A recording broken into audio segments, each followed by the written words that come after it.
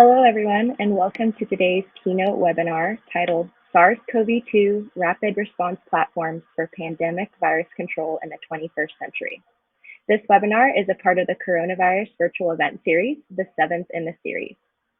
I'm Antonina Salcido of LabRoots, and I will be your moderator for today's event. Today's educational web seminar is presented by LabRoots.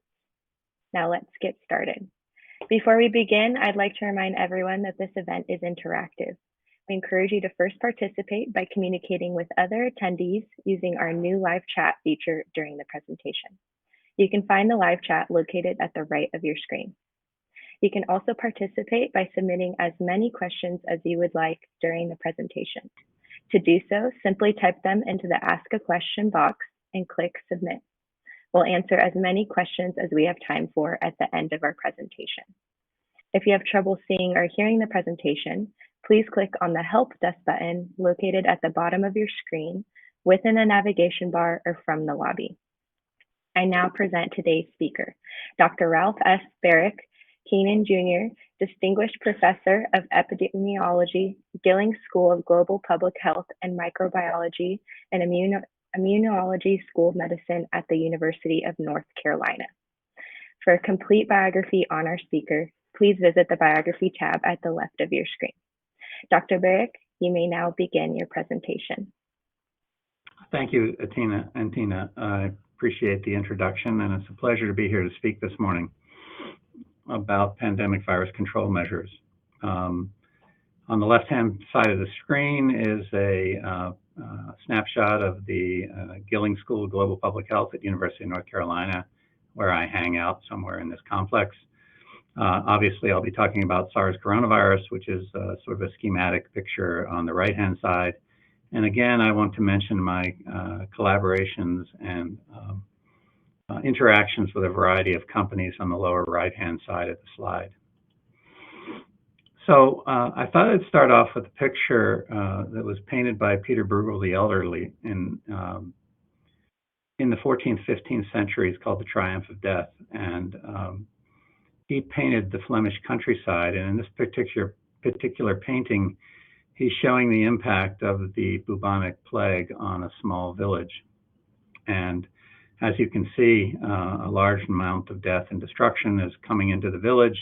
Villagers don't really know how to prevent or control this pandemic outbreak of disease, but are doing the best they can with the tools they have at the time.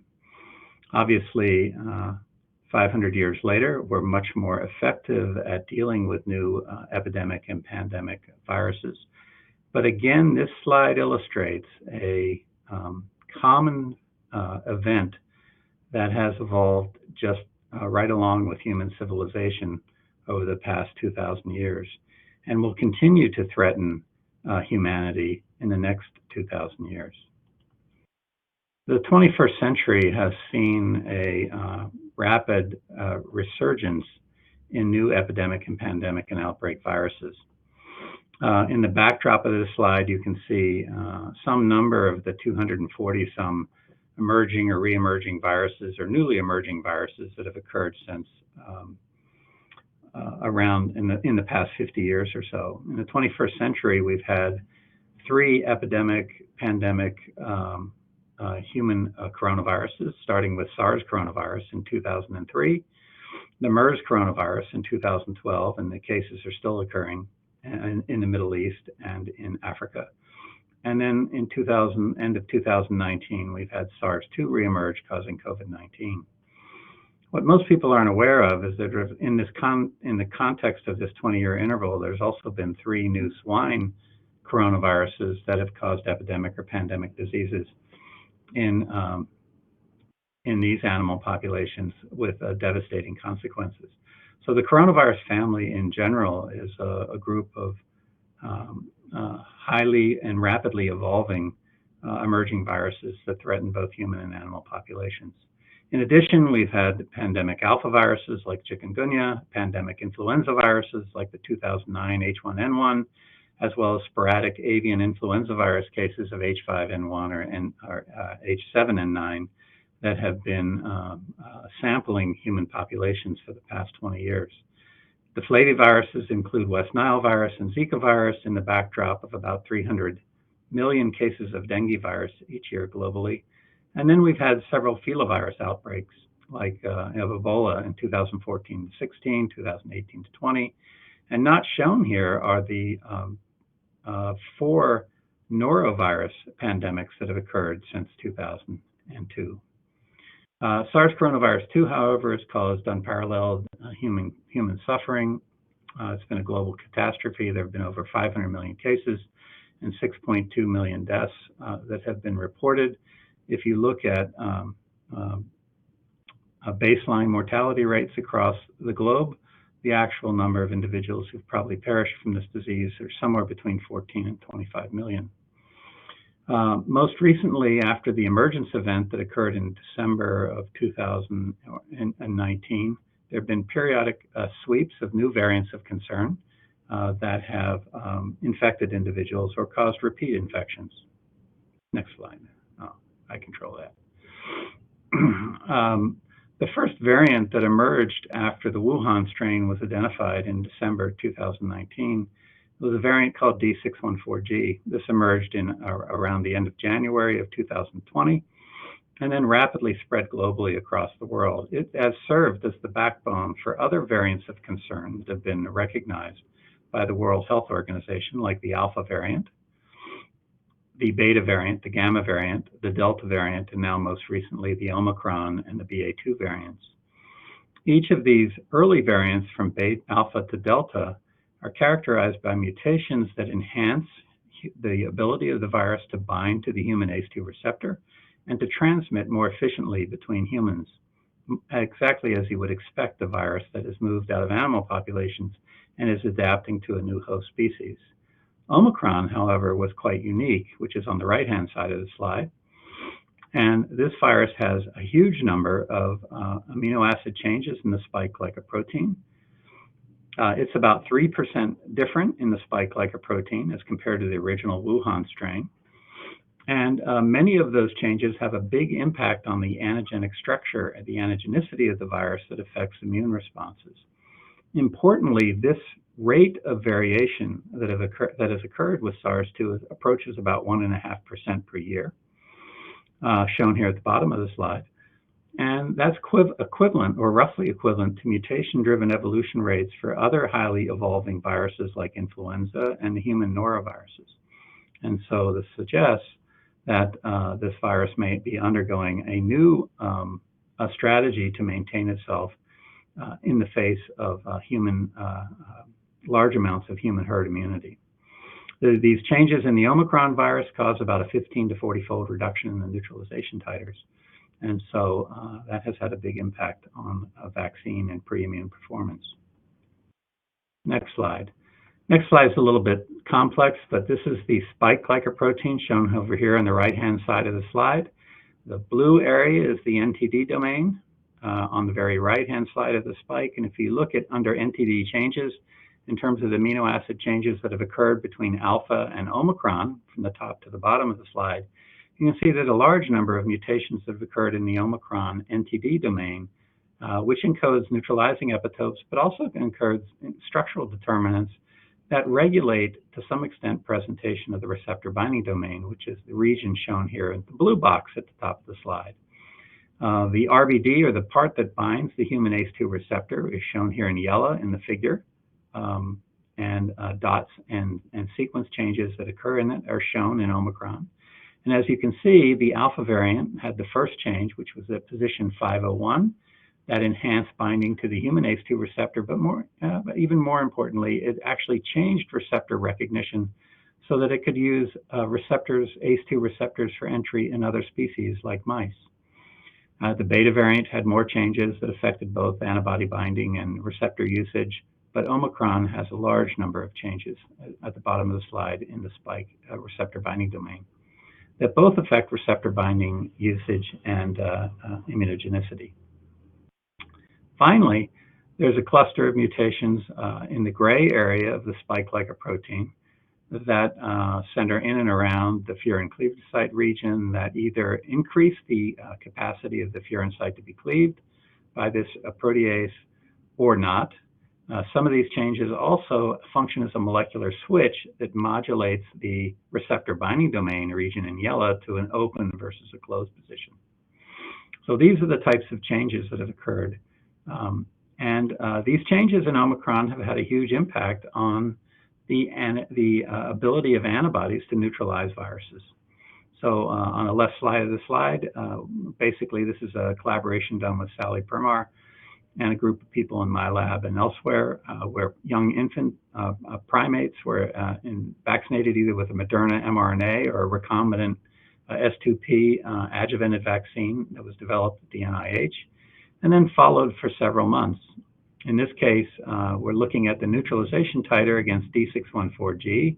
This is the top panel on the right, the blue arrow, so the higher the dilution, the more potent the serum is. And so you can see a potent neutralizing antibody against that original D614G variant. The beta variant causes the 3 to 5-fold reduction. The Delta variant really is not much different antigenically from the D614G variant, and then the Omicron variant causes a 15 to 50-fold reduction in the neutralization titer. Blue is the protein vaccine, red is the mRNA-based vaccine. The reduction in neutralization titer with Omicron on the far right-hand side of the slide is equivalent to some of the bat coronaviruses that exist, SARS-related coronaviruses that exist in nature, like SHC014, which causes a similar reduction in neutralization titers. This is at 8 weeks after vaccination. 10 months later, notice that all of the neutralization titers have dropped about tenfold, and including many individuals with very, very low titers, making them more potentially vulnerable to reinfection. So let's take a step back now and talk about coronavirus threats that exist in nature and sort of review some of the history and try to come to some model system to explain how these viruses move out of animal host reservoirs and move into other mammalian species. The first example of this was with the original 2003 SARS coronavirus strain, which its closest relative, least identified to date, is a bat SARS coronavirus called WIV16. This is about 98% identical to the SARS coronavirus strain that emerged in 2002-2003. The current model system for how SARS coronavirus emerged, which is most heavily referenced, is that a virus in a bat infected civets and raccoon dogs in the open market, where the virus replicated and evolved variants that could now affect humans efficiently, and this set up a transmission cycle. However, the truth of the matter is that WIV1, WIV16, and other bat-like SARS coronaviruses that have been identified are quite efficient at replicating in primary human airway cells from the lung. And so these viruses could have spilled directly over into humans, who then infected civets, and that set up a transmission cycle that maintained the virus, ultimately resulting in about 8,000 cases and 800 deaths. What do we know about coronavirus emergence events? Well, historically, the human coronaviruses, the contemporary human coronaviruses that cause common colds, which are on the left side of the slide in green, bottom part, include NL63, 229E, and OC43. These viruses are closest relatives are from bats or from cattle, and emerged anywhere from about 120 years ago to about 800 years ago in human populations. So we really have no idea how coronaviruses evolve once they spill into human populations. The 20th century saw a large number of animal epidemic and pandemic coronaviruses, mostly in swine and cattle and other economically important species for human populations. And then the 21st century, the 21st century saw this accelerated movement of new bat coronaviruses that spilled into humans with SARS, porcine Delta coronavirus in 2009 in cattle, in pigs, MERS coronavirus in humans with the camels as an intermediate host, SARS coronavirus was spilled from bats into pigs, and SARS-2 in 2019, leaving the question, well, what does the future hold? So we've done a lot of work on the interface of looking at the capacity of zoonotic coronaviruses, including SARS coronaviruses, in terms of their capacity to be risk pathogens for human health. This, on the very top right-hand side of the slide, is a phylogenetic tree of the Sarcoronavirus family. The clade 1A group includes SARS coronavirus from 2003, which is shown right here on this sort of encyclopedia of strains. Notice that it's surrounded by other strains of sarcoronaviruses that are derived from bats and from civets and raccoon dogs. These strains are shown here at the top as WIV16, WIV1, SHC014. They range anywhere from about 99+% identical, like this civet strain right here, to about 90% identical to the 2003 SARS strain. The SARS-2 strain represents a different branch on the sarcoronavirus family tree. They're about 22% different than the original SARS strain, and over 25% different from all these other clade 1 strains that I just mentioned. Its closest relative is a bat virus called RATG13, or pangolin, which is from pangolin coronaviruses. They range anywhere from about 96% identical to 90% identical. And then you have the clade 2 strains, a totally different branch of the family, like HKU3. They all have similar high-risk features, except for the clade 2 strains. They can use the human ACE2 receptor for entry. So although they're bat viruses, they use the human receptors just fine. They can grow just fine in primary human airway cells. They cause acute respiratory distress syndrome either in humans or in mice. And they cause age-related disease gradients, just like the SARS coronavirus and SARS coronavirus 2 do in human populations. As the amount of antigenic variation in the spike glycoprotein, shown right here, increases, these strains begin to escape immunotherapeutics that were targeted against the original strain of SARS. Now, importantly,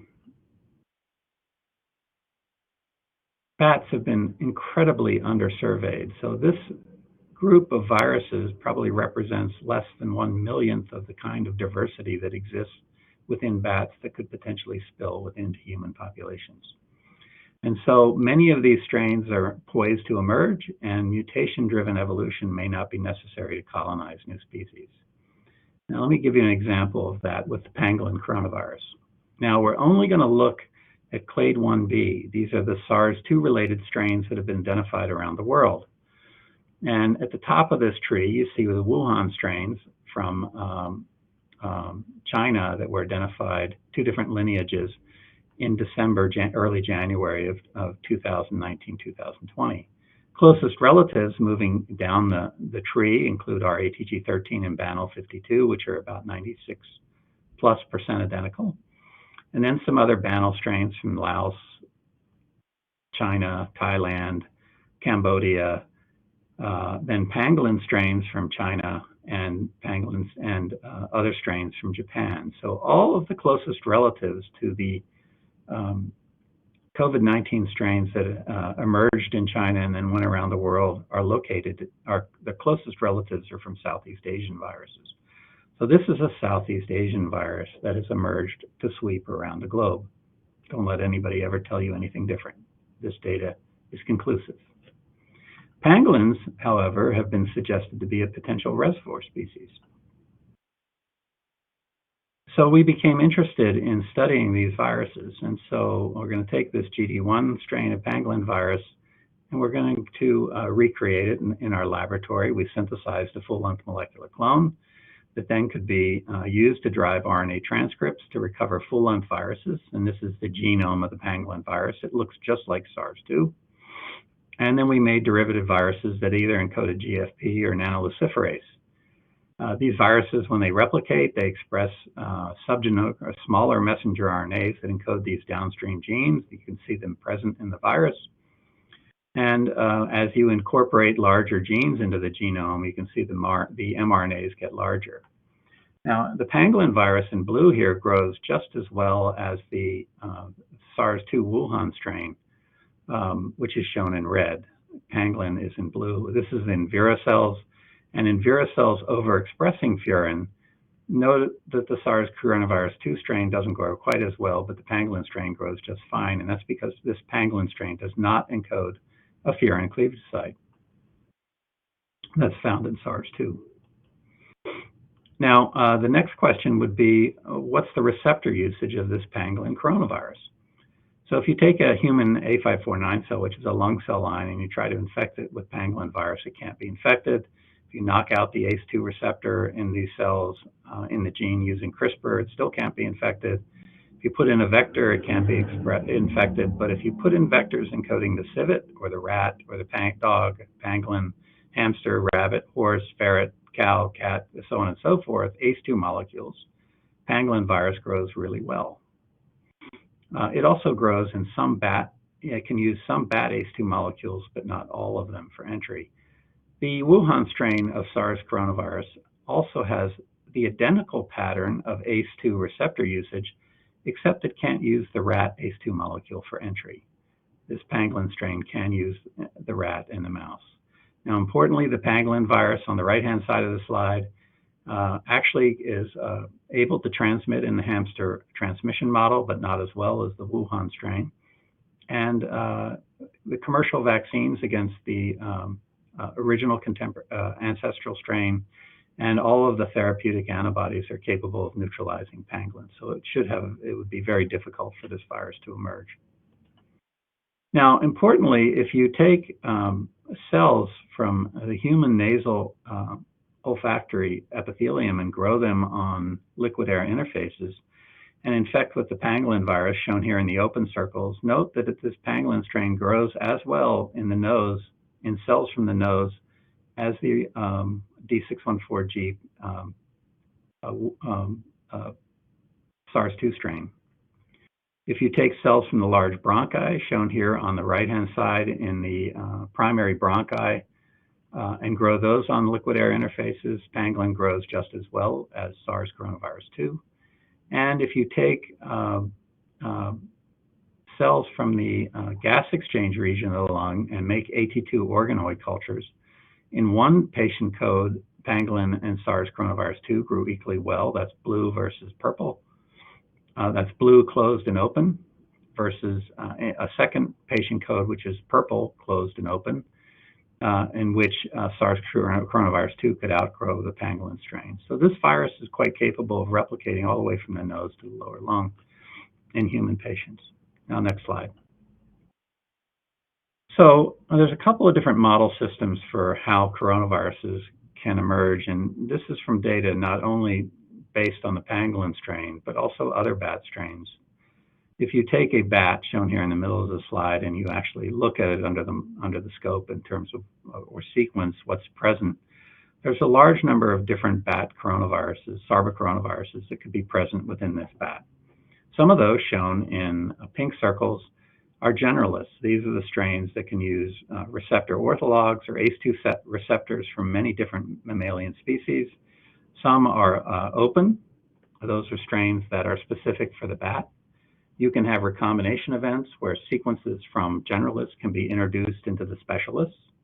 You can have mutation-driven evolution to to identify strains that have a broader host range.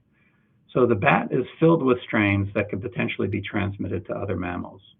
The classic model is that there's some intermediate species. In the case of SARS-2, let's say it's the pangolin, where the virus infects, it evolves, and it develops strains that can be effectively transmitted to humans on the right-hand side of the slide, who then transmit to the population globally. In this case, an intermediate host is critical, where there's transmission occurring back and forth between the human and the animal host to maintain the pandemic in human populations. This is the classic model that you'll hear people talk about, but the fact is there's two other models for emergence that are equally likely. The first is that the pangolin could act as a pass-through species, where the generalist can infect the pangolin, the virus replicates and it transmits to a human, it replicates in the human and transmits to a large number of humans, causing an epidemic. In this case, the transmission cycle with the pangolin is not necessary to have caused the epidemic. The pangolin really served as an intermediate host to bring the virus in close proximity with humans. Another model system that can explain virus emergence is direct transmission from a bat to a human, who then transmits to other human hosts back and forth. And humans then become intermediate hosts that can transmit the viruses to mink and deer and feline. And so This can occur either in the absence or the presence of mutation and or recombination-driven evolution. So when you think about coronavirus emergence, remember that there are multiple pathways for emergence, some of which may leave signatures that are easily identifiable and others that are not. Okay, so the mechanisms of cross-species transmission from the top to the bottom. Coronaviruses use receptor orthologs so they can traffic between species. There are many generalists that exist in the animal world. Host proteases also play critical roles in coronavirus cross-species transmission. And there are other restriction factors that are currently under investigation. Currently, the most likely model for the emergence of SARS-2 is a natural zoonotic origin. It's not 100% certain, but it is certainly the most likely mechanism given the huge number of variant strains that exist in nature and in their close proximity to human populations. Okay, so having studied a large number of these coronaviruses in the laboratory setting, how can we use these strains for improved human health? Well, one is as a preparedness platform. So in this case, you have prototype strains shown across the top of the slide here that can be used to evaluate therapeutic and vaccine performance. You can identify broadly based drugs. You can identify vaccine platforms that work across many, many different strains in the virus family. And so this is sort of a disaster preparedness approach. And so let me give you some examples of this. This was some work that we started in 2013 in collaboration with Mark Dennison at Vanderbilt and Tim Sheehan at UNC. There are really no approved drugs, vaccines, or immunotherapeutics against any of the Group 2B coronaviruses or the Group 2C coronaviruses that include MERS. And so we wanted to identify drugs that could be taken at least to early phase 1 trials so that there would be drugs ready on a shelf in the case of a future pandemic from a coronavirus. Fortunately, Gilead interacted with us. They provided a bunch of nucleoside inhibitors on a shelf. These are drugs that are incorporated as the viral polymerase moves down the RNA strand. That's the figure shown here on the left part, middle slide. The big blocky protein is the polymerase. It's synthesizing a new strand of RNA as it's replicating the viral genome. And these drugs get incorporated and they cause chain termination. And so we screened about 30 drugs and found a couple of drugs that actually were very potent against coronaviruses. The most potent of these was a drug called remdesivir. And this experiment here going from left to right is MERS coronavirus and then SARS coronavirus. We're using primary large bronchial airway epithelial cells, which are shown here as a picture on the top right-hand side of the slide. Mucus and then ciliated cells and then basal cells. Ciliated cells get targeted by SARS. And so when you infect these cultures either with MERS, you can see that the viruses grow really well. As you increase the amount of drug from 0.001 to 1 micromolar, virus replication is knocked off. Viral RNA synthesis, the next slide for MERS, is also rapidly shut down. You can do the same experiment with SARS on the right-hand side of the slide. In the increasing drug dose, virus replication rapidly stops, and viral RNA synthesis rapidly stops. So it doesn't only work against the epidemic viruses that we know that have been in human populations in 2013, but it also works against a variety of other coronaviruses shown on this slide. So for example, NL63, the contemporary human coronavirus, rapidly inhibited by remdesivir. HKU5 is a bat coronavirus that's quite distant from MERS, rapidly inhibited. HKU3, a clade 2 strain of SARS coronavirus, is rapidly inhibited. And the high-risk bat SARS-1 related coronaviruses, SHCO14 and WIV1, rapidly inhibited by the drug. So as far as we could tell, and we did a bunch of other viruses as well, remdesivir works against all known coronaviruses, and it's quite potent, and so the prediction would be it would also work against the unknown in the future. We could do an experiment with the original 2003 strain in mice, and starting on the left-hand slide, if looking at the gray dots and lines, these are vehicle-controlled animals that lose about 20% body weight. If you give the drug, that's the red square, before infection, the animals lose much less weight. If you give it 1 day after infection, they lose an intermediate level of weight. And if you look all the way on the right-hand side of the slide, you're looking at virus titers. The gray and the blue box are vehicle controls, either given 1 day before or 1 day vehicle 1 day after infection, so virus is growing to 10 to the 6th. If you give drug, it completely knocks down virus replication by a couple of logs. So it's quite effective at protecting animals. You can do the same experiments with MERS coronavirus, again looking at weight loss on the left-hand side of the slide. The gray and the blue box are vehicle-controlled animals that lose about 20% body weight by day 6 post-infection. If you give remdesivir 1 day post-MERS infection, you get an intermediate phenotype in yellow. And if you give it before infection, you see the red, the animals lose very little weight.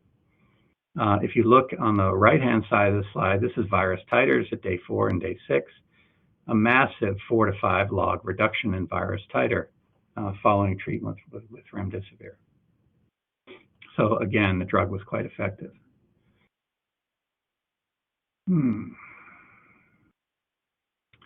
I just also wanted to show one slide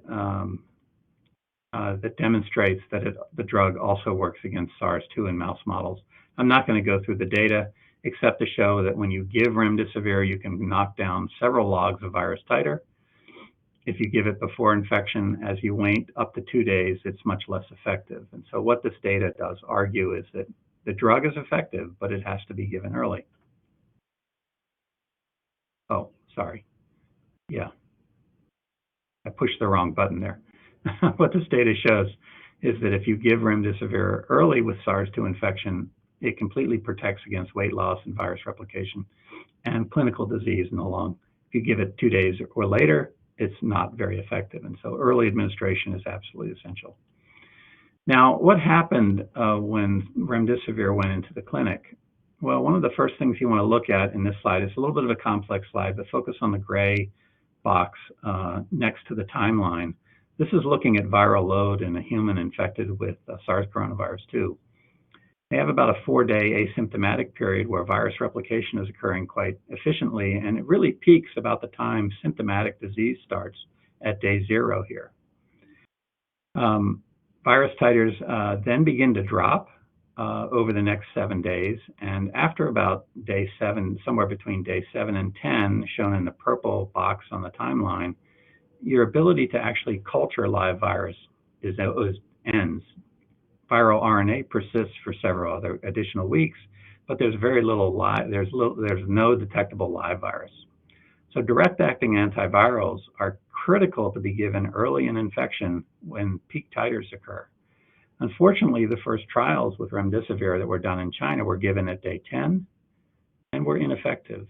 The WHO trial was given at day 7 or 8 and was ineffective. The only trial that first worked was the NIH trial, which was given at day 5, 6, and 7, where it showed some benefit. The most recent studies, where remdesivir is given as a 3-day administration by IV very, very early in infection, soon after diagnosis, it prevents death and severe disease by 87%. All of the direct-acting antivirals, whether they're antibodies, protease inhibitors, or nucleoside inhibitors, have to be given early to be given effective. So one of the limitations of remdesivir, it has to be given by IV administration, so an oral prodrug would be quite important to develop. We've been doing some work with Gilead on that front, and it's a paper that was recently published by Tim Sheehan, Alex Schaefer, and David Martinez, tested 2 oral prodrugs of remdesivir. That's shown here in A and C. This was just recently published in Science Translational Medicine. Now, when you give these oral prodrugs, and so yellow is the lowest dose, blue is about a 3-fold higher dose, and red is the highest dose, about 30 mg per kg twice daily. If you look at the placebo controls in terms of weight loss on the left-hand side of the slide, you can see the animals lose about 20% of their body weight with just vehicle. If you give the lowest amount of remdesivir, 3 mg per kg, has very little benefit, but both 10 and 30 mg are very, very protective and prevent all weight loss in this model system. If you look at virus titer, which is in the middle part of the slide, you can see that increasing virus drug dose completely knocks down virus replication from about 10 to the fifth in the vehicle controls, and reduces lung pathology, acute lung injury, that's normally associated with infection. So these oral prodrugs look quite effective. So I just wanted to summarize a bunch of the work that we did that was mostly, at least in case of the drugs, mostly started prior to SARS-2 emergence, where two different nucleoside inhibitors, molnupiravir and remdesivir, both FDA approved for use. Pegylated interferon we tested soon after SARS-2 emerged, shown to be 60% effective in phase 3 trials, moving for FDA review.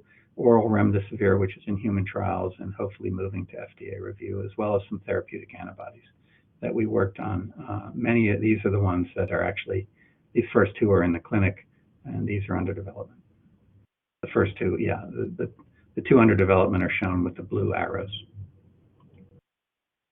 Okay, so I want to segue to mouse models now, and again mention that the original Wuhan strain was not effective at replicating in the mouse, had no replication, no disease. So Kenan and Sarah Leist did structural modeling and identified two residues that they thought if they introduced these changes, it would make the virus be able to grow in the mouse, and in fact it did, but it only produced mild disease.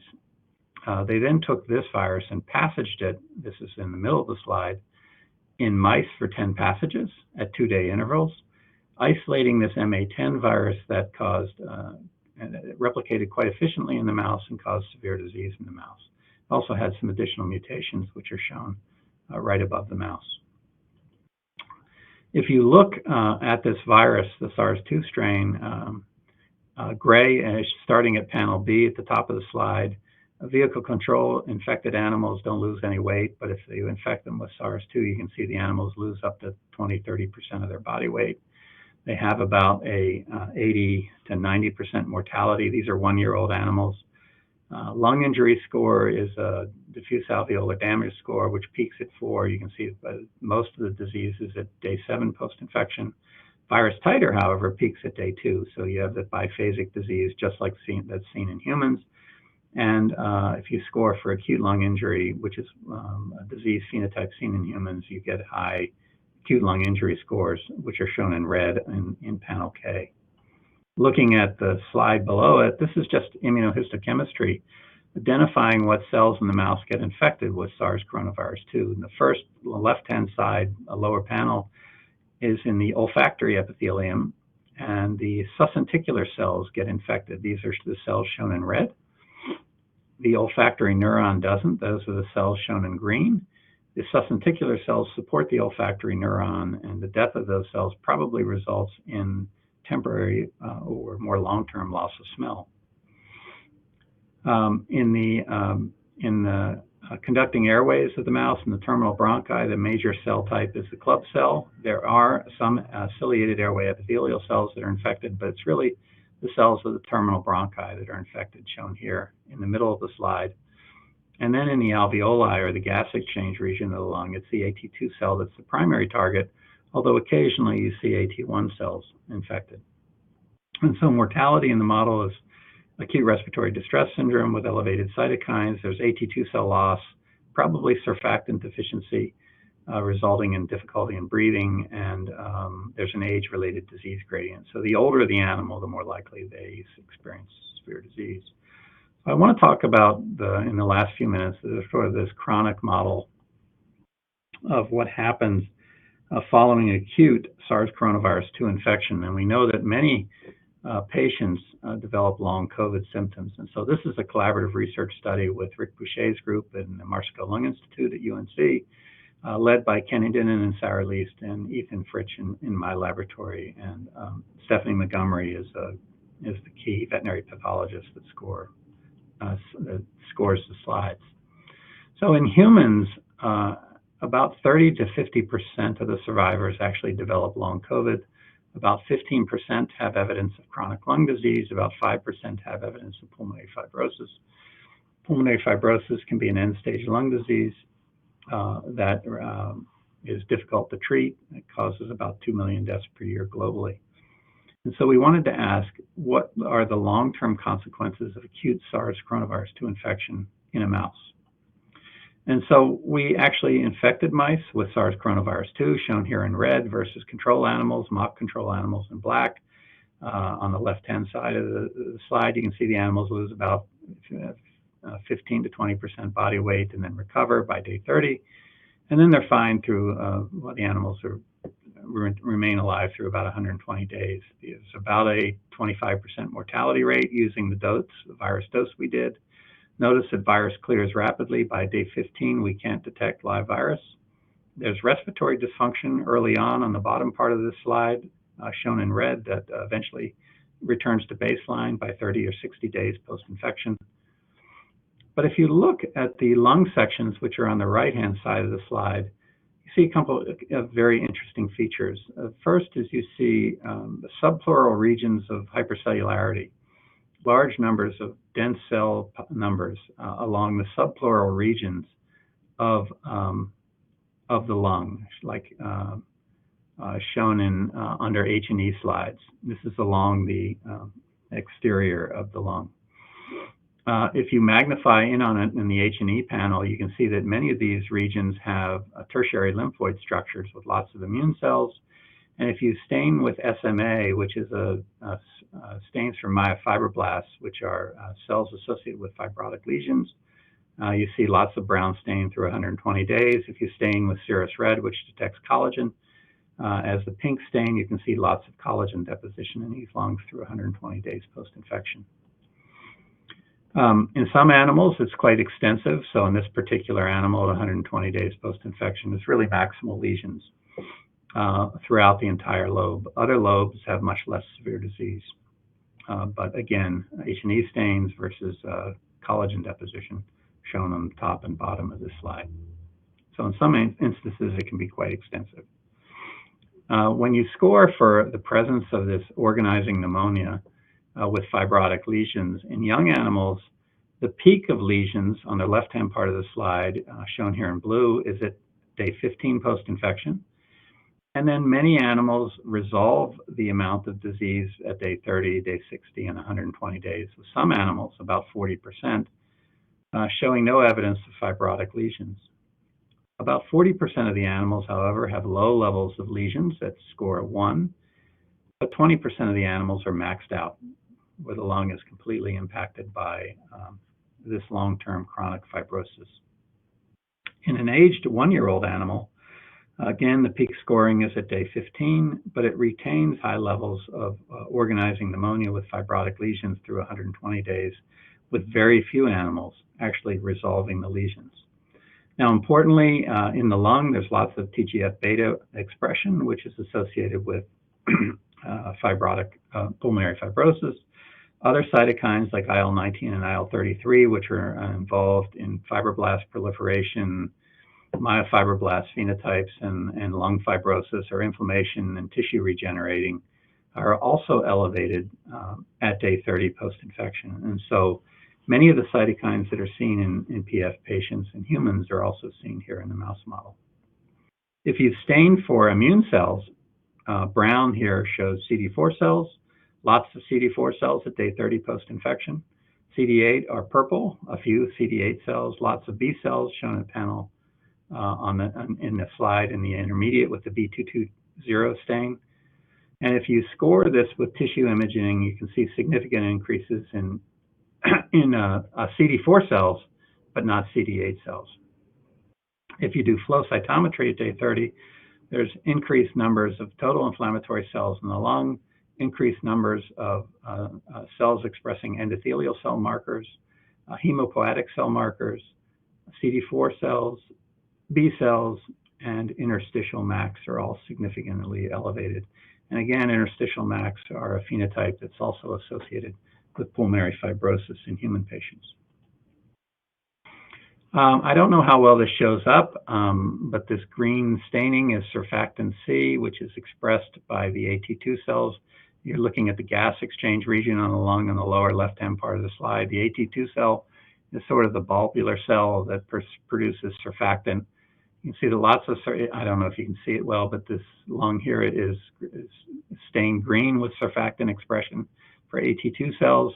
Most of that green disappears at day 2 and day 4 and then comes back by day 15 and day 30. However, there are patches of the lung that have not regenerated and restored AT2 expression. So what's that mechanism of restoration? So normally, the way the gas exchange region of the lung repairs itself and maintains homeostasis is that these AT2 cells, which are shown as the big green cell, can self-renew and differentiate then into AT1 cells, which are the light blue cells. And so that's how the gas exchange region of the lung is maintained. Occasionally, you could have club cells or other cells from the terminal bronchi migrate and differentiate into AT2 cells as well. But in a aberrant repair, and when aberrant repair and fibrosis occurs, perhaps when most of these AT2 cells have been destroyed, they can't self-regenerate efficiently enough to repair the entire lung. So different cell populations, including lineage-negative progenitor cells, migrate into the damaged gas exchange region, differentiate into AT2 cells, that then try to differentiate into AT1 cells, but they get stuck in this pre-AT1 transitional cell state. So they can't actually produce a large number of AT1 cells. Rather, they produce a large number of cytokines and other things that promote this fibrotic and collagen deposition state seen in pulmonary fibrosis. Now, these cells have distinct signatures associated with them. So Hong and Kenichi looked using GeoMax in the lungs of these animals for evidence of these cell types. Red is expression changes at day 2 post-infection versus control, which is in gray, and you can see that lots of these genes get turned on at day 2. Blue is day 15 post-infection. A large number of these markers for these cells are also upregulated at day 15 and at day 30 post-infection. More importantly, if you stain for cells that are trapped in this transitional state, you can stain for a marker for the transitional cells, the KRT8 marker shown here in red. It co-localizes with agar, which is a stain for an AT1 cell, indicating that these cells, AT1 transitional cells, exist. AT2 cells also express this senescent marker and surfactant, and so both cell types are sort of stuck in transition in the lungs of these animals at day 30 through 120 days post-infection. So what's the take-home message? Well, pulmonary fibrosis is associated with emerging coronavirus pathogenesis. It's been described with the original SARS 2003 epidemic and the MERS epidemic. And about 30% of those survivors go on to develop some level of progressive fibrotic disease. And when you think about 500 million Americans with 30 to 50% having long COVID phenotypes, with about 15% having evidence of chronic lung disease, there's a potential ticking time bomb for a second wave of disease that occurs anywhere from years to decades post COVID-19 infection. One of the best ways to probably prevent this is to get the vaccine. The second best way is to get treated with drugs as early as possible, which I'll show in the next slide. But one of the things you can do with this model system now is ask what the impact of direct-acting antivirals given early or intermediately in the disease course would have on the chronic disease signature. So if you're looking from left to the right, a direct-acting antiviral like molnupiravir shown with the arrow with the blue dots, you want to give that very early and then ask the question, do you prevent long-term chronic disease in the red box on the right-hand side of the slide? A second drug is nintedanib, which is a FDA-approved drug for treating pulmonary fibrosis. We can give this at day 7 post-infection when the acute phase of virus replication is ending and we're moving into this chronic immunopathologic disease called ARDS, which can progress to the chronic lung disease leading to pulmonary fibrosis with these sort of organizing pneumonias, and ask whether this drug would prevent that disease. So let's start with molnupiravir. It's going to be given at day 1 post-infection. This particular nucleoside inhibitor causes RNA error catastrophe. If in the control animals that are mock treated, you can see that they lose 20% body weight, and some of them recover. About 25% will die. If you treat with molnupiravir in blue, you can see that the animals lose much less weight on the left-hand side of the slide. and then recover with all the animals living, shown in the middle of the slide. If you look at the impact of molnupiravir treatment on virus replication, the mock animals are in red. Virus grows to 10 to the 7th. Molnupiravir at day 2 knocks that down by about 5 logs, and virus is virtually undetectable by day 4 post-infection.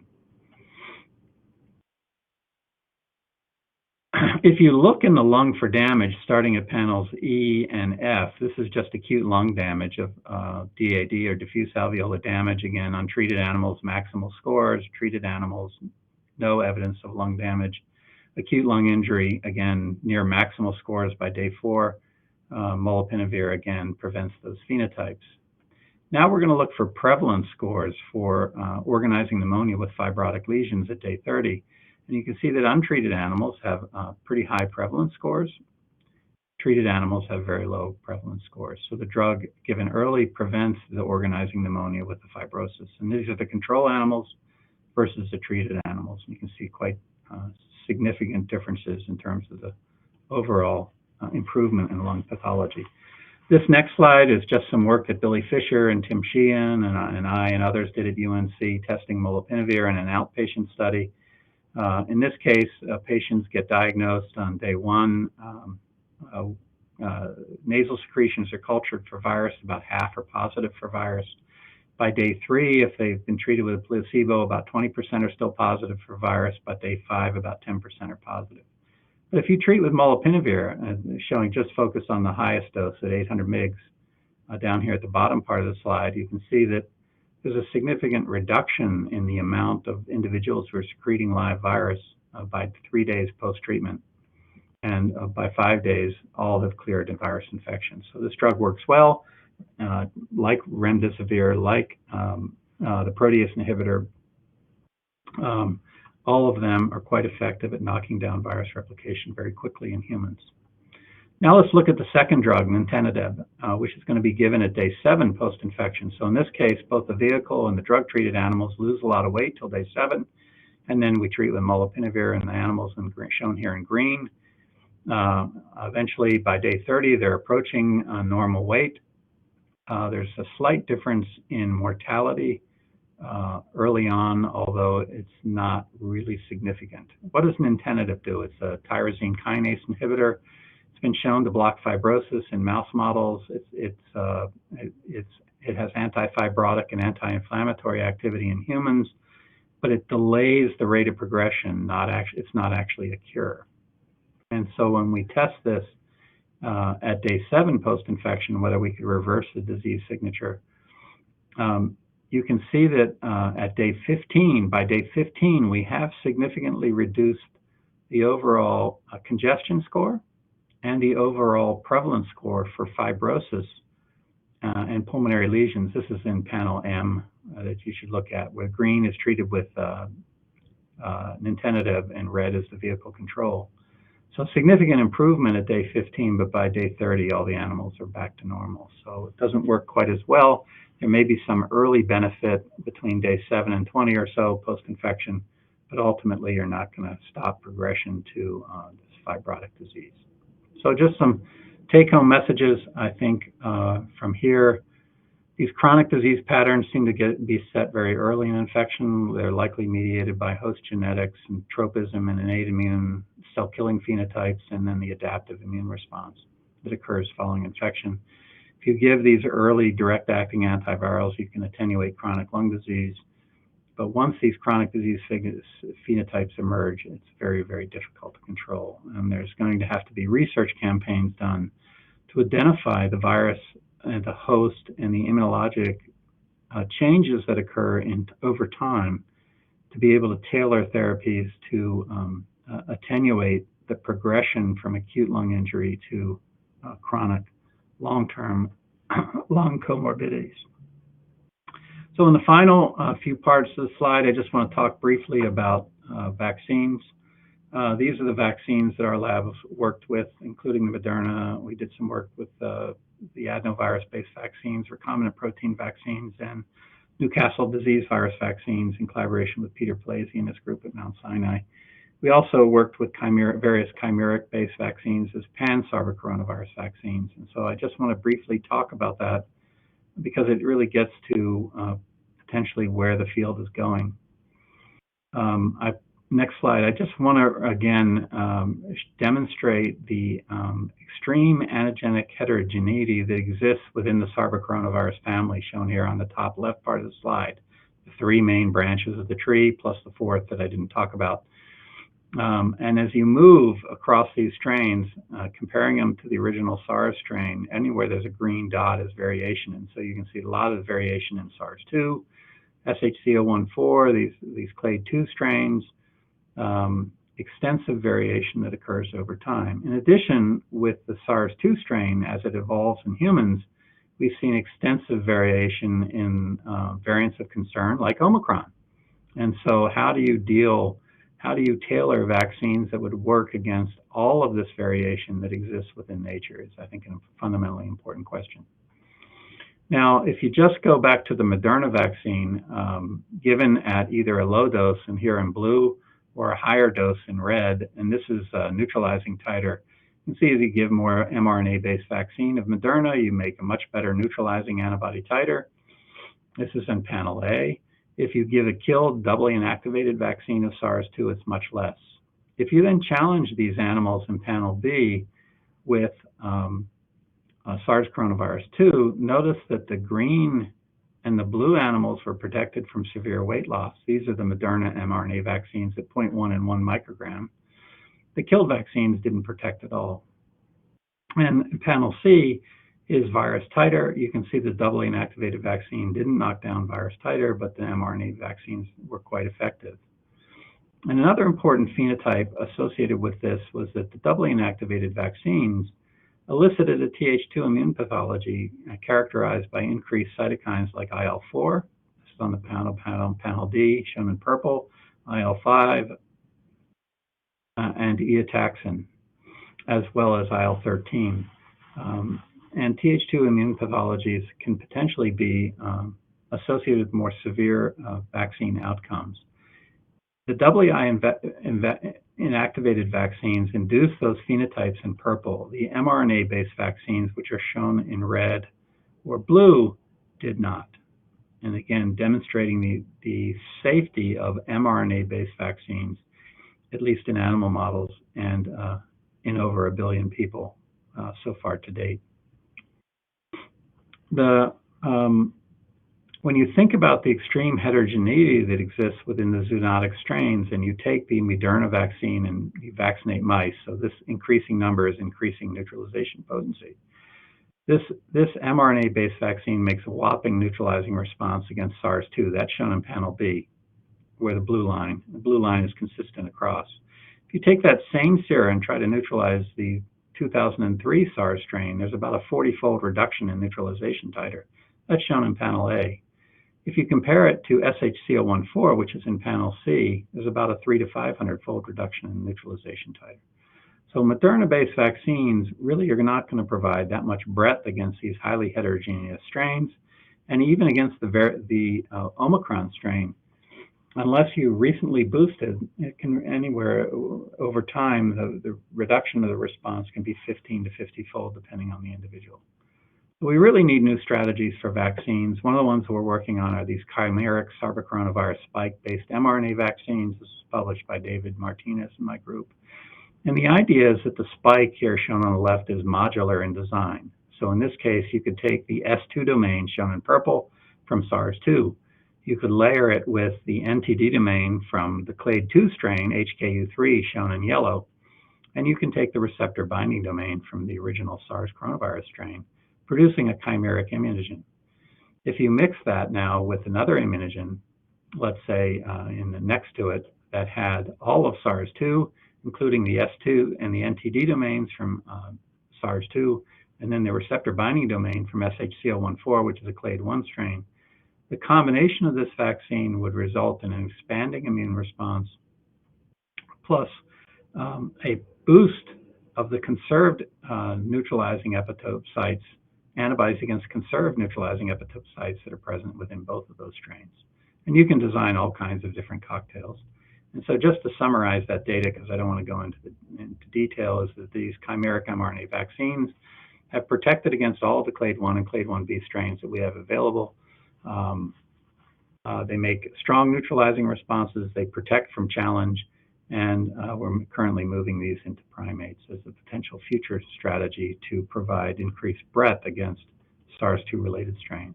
Finally, some take-home messages. Zoonotic coronaviruses are poised for cross-species transmission. They're generalists. They grow well in primary human cells. Intermediate hosts may not be required. You could have pass-through species. You could have some strains just jumping directly from bats into humans. If you're thinking about any kind of direct-acting antiviral, it has to be given early to be effective. The earlier, the better. So rapid diagnosis is essential. Rapid treatment is key. And then these vaccines, the mRNA-based vaccines and adenovirus vaccines that have been approved in the U.S. are exceptionally effective. Most of the hospitalized or dying individuals currently have not been vaccinated. This immunity does wane over time, and it is facing antigenic variation in response to human immune responses. And so reinfection is possible, and we're probably going to have to reformulate over time. And these pan-coronavirus vaccines certainly offer hope for the future. So with that, I'll finish and just acknowledge that I do a lot of work with a large number of different groups, and including academic groups as well as commercial groups. Thanks for your attention.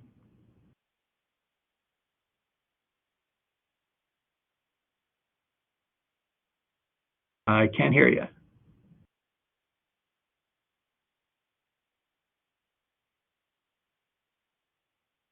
Apologies, can you hear me now? Yes.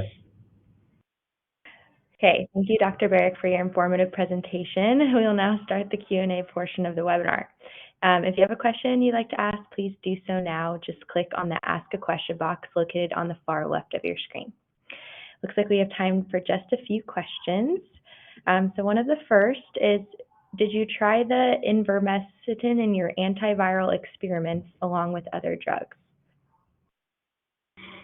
We have never tried ivermectin. Other groups have tried ivermectin in animal models of human disease, and they're not particularly effective. In the well-controlled human trials, where there were well-controlled placebos and controls that were well-matched and followed, ivermectin failed completely in humans. The drug does not work.